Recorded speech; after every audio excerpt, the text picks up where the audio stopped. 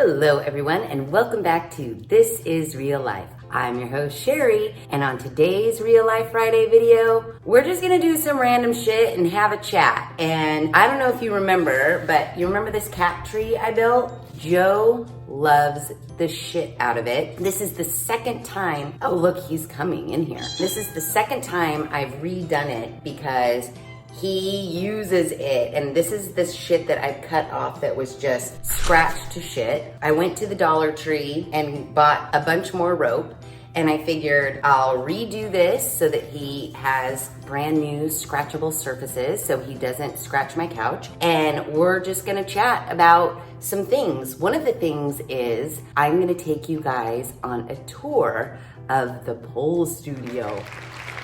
I know. So we're gonna go on a little field trip. We're gonna check out the pole studio, chat about some things, and that's what's happening on this Real Life Friday video. Okay, so first off, if you have a cat and you haven't seen how to build your own cat tree video, Bob hated it. I'm not gonna lie. Bob, not a fan. So it's kind of interesting, like when one cat loves it and another cat fucking hates it, but Joe loves it. And so that makes me happy. Like I said, if you didn't see that video, you should check it out because this cat tree I actually built from like a fake ficus tree I didn't want anymore. That's where all the wood is from. It has a very organic look. I'm wrapping like everywhere that's like scratchable in Dollar Tree rope. I built little platforms which Joe and Bob loved to sit on the high platform. I think it just made him feel like, I'm king of the world. But Joe sits on it, scratches on it. He loves this thing. So much so, I'm rewrapping it for the second time since I built it. Cat tree, it's kind of a must if you have a cat and you want to save your furniture. Which brings me to a whole nother subject. This subject could be controversial yet brave. In the past, with my past cats, I had a cat named Fred. We for sure got Fred declawed. Some people think that that's like so inhumane. I don't think so. Am I wrong? It was, okay, let me clarify. My cats do not go outside. And if they do go outside, it's completely supervised backyard time while I'm sitting in the backyard for like 5 or 10 minutes. Joe actually has never had outdoor time. And I don't think I gave Bob outdoor time either because Bob's too fucking crazy. And I think that he would try to hop the fence or jump in a pool or I don't know what. Yeah, I didn't trust Bob and I kind of don't trust Joe either. So I didn't feel bad declawing Fred because he's an indoor cat and it saved my furniture. And I never really thought anything of it until I was talking to some people at work about maybe getting Joe declawed. And they were having a fit about it, like that was so horrible of me. How could I do that? And I was like, maybe I just never thought of it, but I kind of still don't see the problem with getting your cat declawed. If they're an indoor cat and you don't want your furniture fucked up, like there's nothing worse in my mind than spending money on any piece of furniture and then having it get clawed to shit by your cat. I love cats, I'm a cat person, but my furniture needs to stay nice. And that's like what I felt like with Bob. This is why we can't have nice things. He actually didn't claw my couches, but you saw those bins, those burlap bins I made. Bob would not knock it off, and those were wrecked. I have to redo those. I don't know, what's your guys' thoughts on declawing cats? Like, is it not the right thing to do? Okay. Cat tree, cat decline aside, let's talk a little bit more about the pole studio, physical fitness, friendships as we get older. The video I made when it really wasn't really about the pole studio, but it kind of turned into being about the pole studio. A lot of you guys were interested in actually seeing the pole studio. So I thought, oh, that'd be kind of cool. I'll kind of show you like what I do as far as like teaching's concerned, how I prep for my classes, and then I'll give you a little sneak peek on not only me teaching an actual class, but me like going to class, because I'm not just a teacher, I'm a student. I thought that would be kind of fun. And then I was like, well, a tour of the studio will take like 2 seconds, so that doesn't make for a very good video. So then it got me thinking about, I know I touched on like why I personally love the pole studio and what it's done for me fitness-wise, but I don't think I really touched on, this channel, I keep it party in the front, business in the back. We don't really touch on too many personal Sheri items because that's not really what this channel is about. But I also think that sometimes personal experience helps maybe you watching like,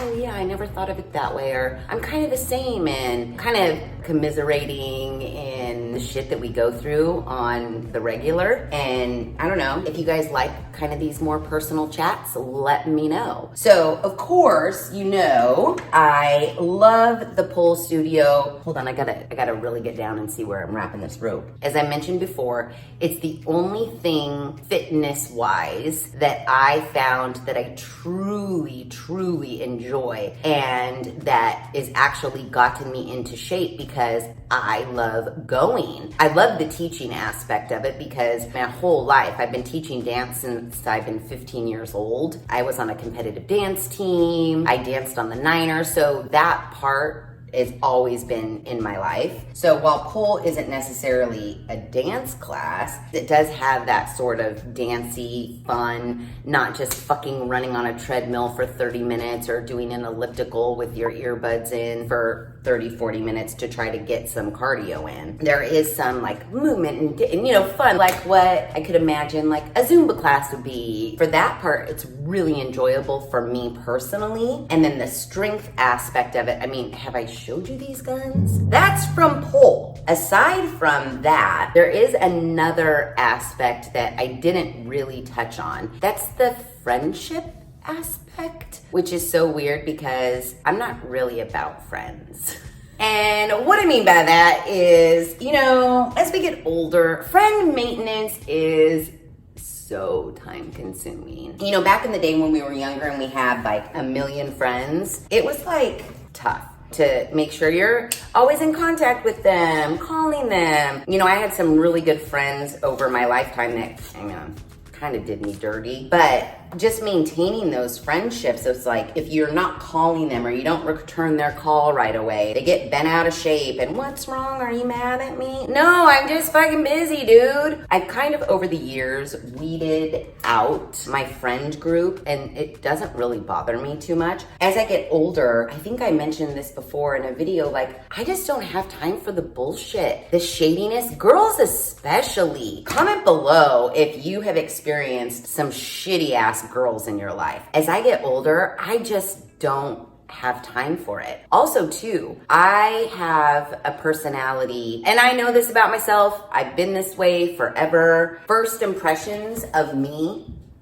people don't really like me. I think that I've always been the type of person that I just say it how it is. I'm not gonna be nice just for niceness sake. To me, that's fake. There are plenty of people I know that are so sweet and so nice, but are they really? Are they really that nice? I had a girlfriend who I thought was a real dope girl. I thought she was super down. She was really cool. A lot of people thought she was really nice, which she was.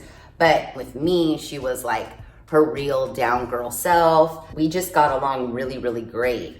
But then come to find out, she wasn't who I thought she was. And lo and behold, she's talking shit about me to other people, rumors and lies. And I don't know why. Like, why would you do that? Like, why would you be super cool to someone's face only to just try to get everybody else around them to not like them? Like, that doesn't make any sense to me. It breaks your heart. It really does. I know I am not a very easy person to get along with at first. I know this about me, but what I also know about me is if you are actually truly my friend, I will do anything for you. I am a very good friend. You could be anywhere on the planet, and if you called me and said, Sheri, I ran out of gas, I need your help, I would drop whatever I was doing. I always think about my friends first, the real good ones that I have, and I know they're real good friends. And I just feel like, golly,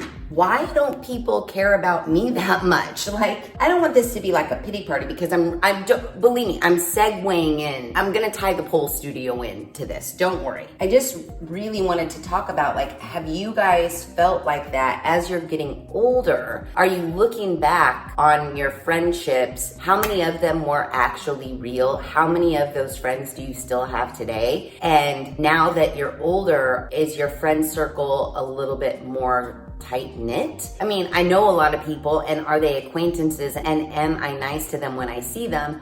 Yes, but do I call them or text them or say, hey, you wanna go grab a mocha or go to the movies? You wanna come over, hang out and drink some Trulies and watch TV? No. I just don't have time for the bullshit and the pettiness and the drama. If you're not nice to me, why the fuck should I be nice to you? Like, no. So anyways, bringing it right back to the pole studio. You know, I've had this mentality for a while now. Like I said, I also know that my first impression, while I think I come off great, I know from some girls that are my friends now, you know, I hear like, oh gosh, when I first met you, I was so scared of you, which is so weird to me. Like, why would you be scared of me? But whatever.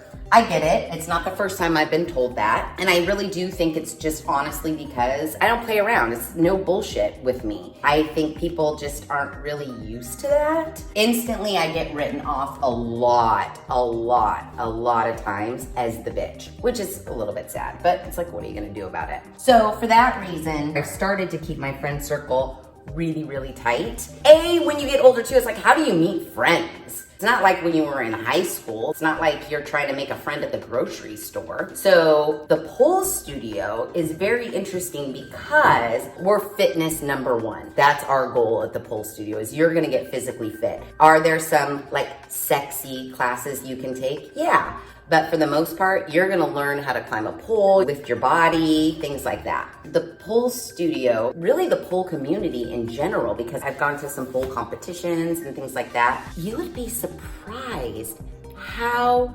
genuinely nice and supportive the people in the pole community are. It is crazy. You wouldn't think it is like that at all, but it really is. Not only am I getting super physically fit from pole fitness, but I'm actually like making friends with some pretty cool people. Really nice and supportive people, because I thought it was fake, really, to begin with. When Nikki's like, no, everybody's really supportive. Just everybody at different levels, ages, the genuine support. Like, I am not joking. When I'm in class and we're learning like a new move, if you get it, the class is like cheering for you and so excited, like genuinely so excited. It's not like, oh, well, she got that trick and now I need to get that trick. Whatever. It's not like that at all, which is really surprising to me. And I have made some pretty good friends over the years of pole fitness. Teacher Jen, she's a dope girl. I dig her. And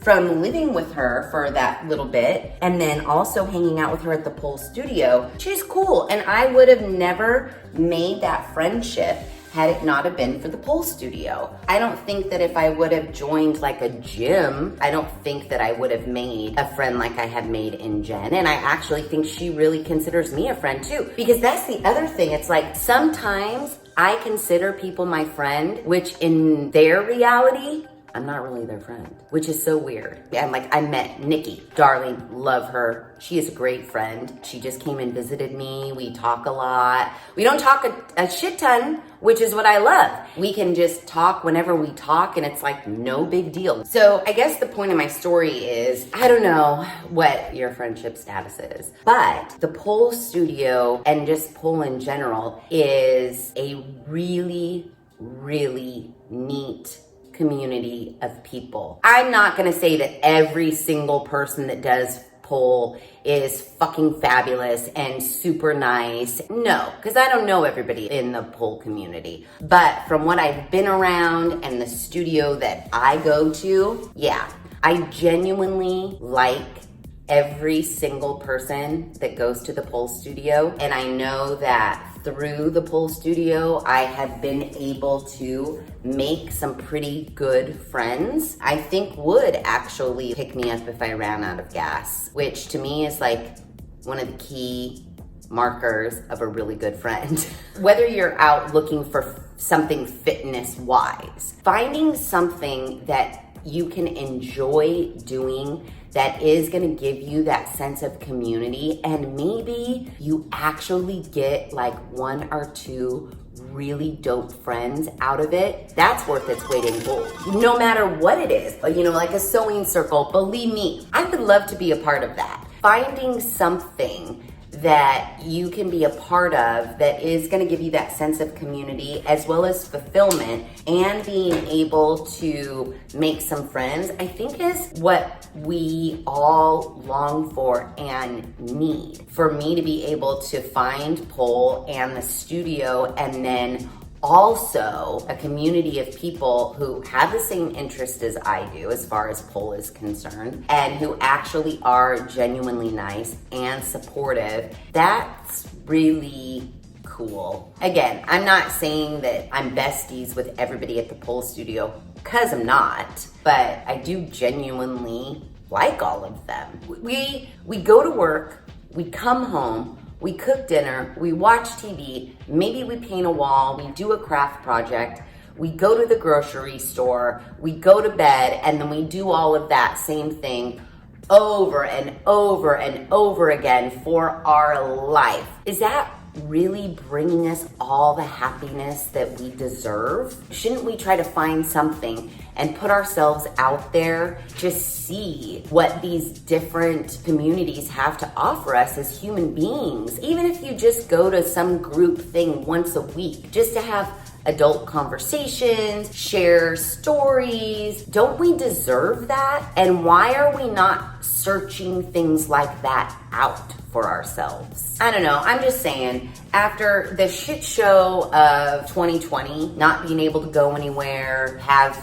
human contact with people outside of your house, that wasn't super fun. You should go find that. And it doesn't matter what it is. Like, don't be nervous or scared. It's always scary walking into something alone for the first time. I mean, it was that way with me when I started pole. Like I told you, like, I didn't actually go by myself. I made two of my girlfriends come with me. I wasn't about to go by myself. Hell to the no. That was too scary. And I know that doing new things like that, no matter what it is, like a quilting bee, a sewing group, anything at all, a bike riding group, Bible study group, whatever. Your community has so many resources for when groups like that meet. Point of the story is, not only am I getting rid of the bullshit as I get older, but I'm also trying to search out those really good relationships that I can have in my life, so that I'm not cycling through friends over and over again. And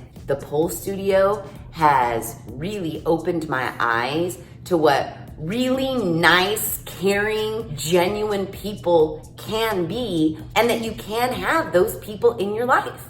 So yeah, anyways, I know that was kind of deep and it was like not really my normal content, but I don't know, I was just thinking about it. I'm gonna take you guys on a tour of the studio. You'll see some classes, and maybe that will inspire you. Again, it doesn't have to be pole, it could be anything.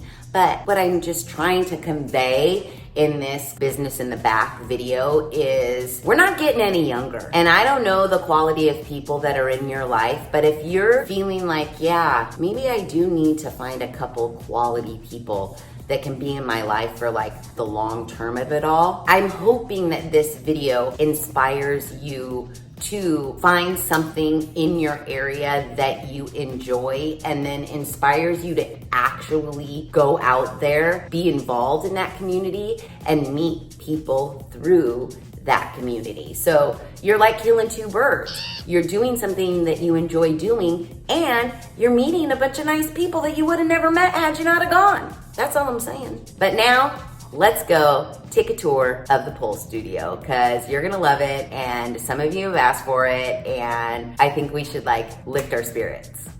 We are here. I have my mocha. We're ready to go. We're gonna go into the studio and work on some stuff for my class that I have to teach on Monday.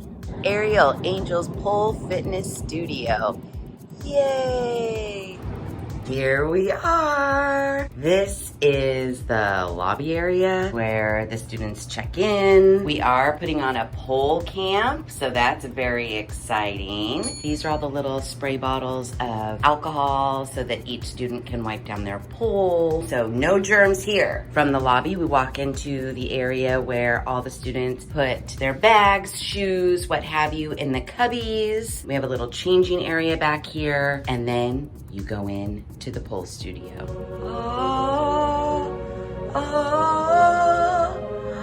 Here it is. We have 8 poles in the studio. Each pole can either be static or it can go on spin. And what that means is if it's on static, the pole itself does not move. But if you put it on spin, the pole itself will actually spin. Our classes hold up to 14. If we do have a full class of 14, 2 students will be on each pole, taking turns back and forth.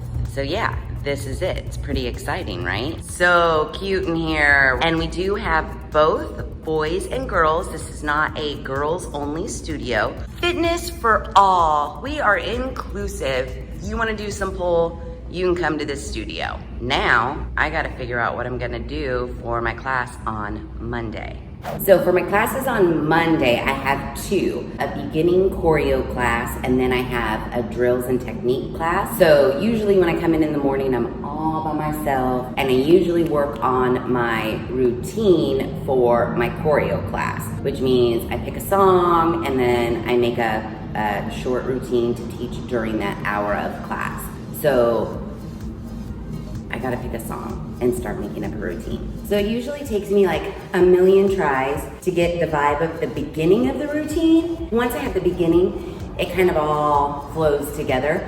So I goof around a lot in the beginning, like this doesn't feel right, this doesn't feel right, oh, this feels okay, or because it's an intro to choreo class, I'm like, ooh, this might be too hard, or let me leave it in because it's a challenge, or let me modify it so that it's a little bit more beginner friendly. I do this for as long as it takes. Well, really, like an hour, and then I should be done. So yeah, that's me making up a routine. Okay, so Haley, the Saturday teacher, came a little bit early to prep for her class, so I didn't want to be in her way, and I almost had the whole routine done, so I went ahead and left. I'm sweating my balls off. This routine is, I don't know what came over me. The song is super cardio. My students on Monday are gonna pass out from a stroke. I'm ready to pass out from a stroke because it's so cardio intensive, but it's fun, so there's that. I didn't technically finish it. I kind of finished it, but I might have to come back like tomorrow night and finish it up. Just clean it up so I know what the fuck I'm doing and I'm not scrambling all over. But now we're gonna head home. I have to run some errands. I'll be back. So I didn't start out, obviously, I didn't start out being a teacher because I'd never taken pole in my life. P.S. I'm still finishing this cat tree. So when you first sign up for your very first class at the pole studio, we do have intro classes and beginner classes. After taking those and getting a little bit better at it, and the dance background that I had, Jen was looking for a teacher that could teach some basic, like, intro to dance stuff. I was like, yeah, sure, I'll do that. So I teach a beginning choreo, and then I also teach the techniques and the drills that you need to pull off tricks that you may be learning in more advanced classes. And then I also take class. So in our studio, we do what's called pole sharing, or we used to before, where we would have 2 people on a pole and you would share the pole. But then we had to cut our percentage of capacity, so we could only do 1 per pole. So because, we have paying students, the teachers, we were basically limited to taking 2 classes a week. But now we're open to full